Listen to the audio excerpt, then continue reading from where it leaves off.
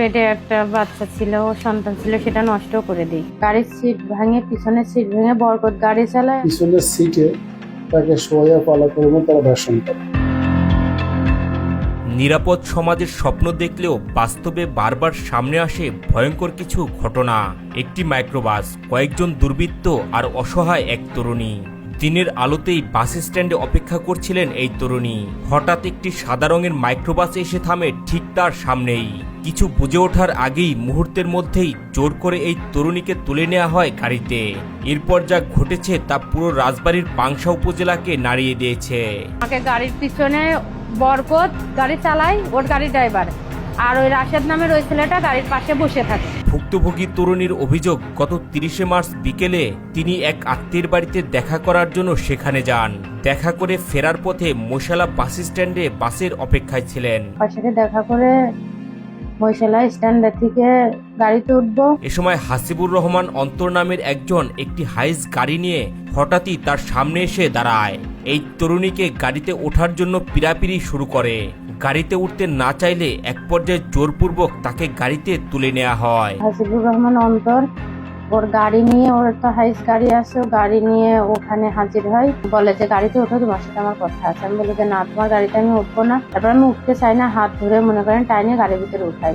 গাড়িতে ওঠার পরপরই এই তরুণী দেখতে পান গাড়িতে 3 জন লোক। একজন গাড়ির ড্রাইভার, অন্যজন অন্তরের বন্ধু। উঠানোর পরে ও ছিল, আর ওর গাড়ির ড্রাইভার বরকত ছিল, আর আরেকজন ছিল, ওর নাম রাশেদ। কথা বলার এক পর্যায়ে এই তরুণীকে নিয়ে যাওয়া হয় গাড়ির পেছনের সিটে। এই তরুণী তখনও কল্পনা করতে পারেনি সামনে তার জন্য কি ভয়াবহ সময় অপেক্ষা করছে। গাড়ির পেছনের সিটে নিয়ে যাবার পর গাড়ির সিট ভেঙে এই তরুণীর উপর পাশবিক নির্যাতন চালায় অন্তর। গাড়ির পিছনে চলে যায়। যাওয়ার পরে গাড়ির সিট ভাঙে, পিছনের সিট ভেঙে বরকত গাড়ি চালায়, আর ওই রাশেদ নামের ওই ছেলেটা পাশে বসে থাকে বরকতের পাশে। তারপরেও আমাকে জোর করে মনে করেন যে আমার সাথে মিলামেশা করে। ভুক্তভোগী এই তরুণী জানান, অন্তর তার শারীরিক ক্ষুধা মেটানোর পর চলন্ত গাড়ির ভেতরেই তাকে ভয়ভীতি দেখিয়ে এরপর অন্তরের বন্ধু রাশেদ পালাক্রমে তার উপর পাশবিক নির্যাতন চালায়। এই দুজনের শেষ হবার পর আসে গাড়ি চালক বরকত। জোরপূর্বক বরকতও তার শারীরিক ক্ষুধা মেটায় বলে অভিযোগ তার। মানে গাড়ি কোনো সময় থামাচ্ছিল না, গাড়ি চলতেই ছিল। তারপর বরকতও আমার সাথে মনে করেন যে থাকে জোর করবেন গাড়ি।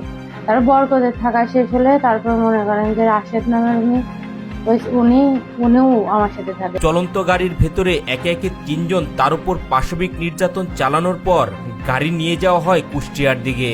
এ সময় হাতে পায়ে ধরে কান্নাকাটি করেও নিস্তার পাননি ভুক্তভোগী এই তরুণী। কুষ্টিয়ায় নিয়ে যাওয়ার পর গাড়ি থামিয়ে এই তরুণীকে গাড়ি থেকে নামানো হয়। এরপর তাকে রাস্তায় নামিয়ে দিয়ে সেই গাড়ি নিয়ে চলে আসেন তারা। ওরা গাড়ি নিয়ে চলে আসে আর আমাকে নামায় দিয়ে আসে। নামানোর পরে আমার কাছে তো মনে করেন ফোন টোন নাই। কোনো উপায় না পেয়ে এই তরুণী আইনের আশ্রয় নেন। কুষ্টিয়া থানায় যাবার পর এই তরুণীর মেডিকেল চেকআপের পর পুলিশের গাড়িতে করেই তার এক আত্মীয়ের বাড়িতে পৌঁছে দেওয়া হয়।